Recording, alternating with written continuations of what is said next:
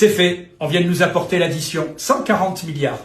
Alors vous allez me dire pourquoi? Eh bien la semaine dernière, souvenez-vous, j'avais signalé que Madame von der Leyen avait annoncé que le Conseil européen avait décidé de financer l'Ukraine pour 2026 et 2027 et de prendre en charge, parce que ce pays n'a plus de moyens, ses dépenses budgétaires. Et on se demandait combien? Eh bien une semaine après, on a l'addition, 140 milliards. 140 milliards, je vous rappelle que la France payant 18% du budget européen, ça représente 25 milliards en 2 ans pour les Français.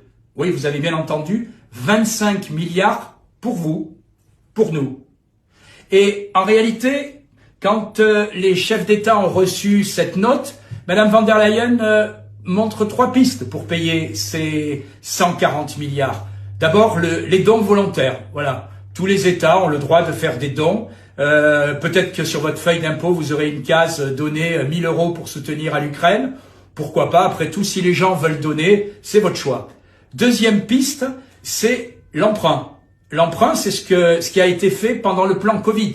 Vous souvenez-vous, les milliards coulés, attention, à partir de 2028, nous allons devoir les rembourser. Et comme le Sénat français l'a dit, comme la Cour des comptes de l'Union européenne vient de le confirmer, cela va nous coûter beaucoup plus cher que prévu. La France avait touché 40 milliards, on va probablement en rembourser entre 2 et 3 fois plus.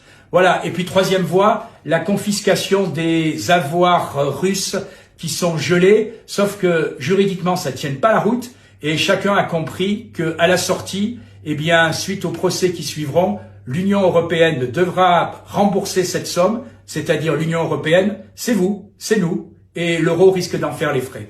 Bref, 140 milliards pour soutenir l'Ukraine, qui est dans une situation militaire désespérée. 140 milliards pour soutenir un pays qui est noyé par la corruption.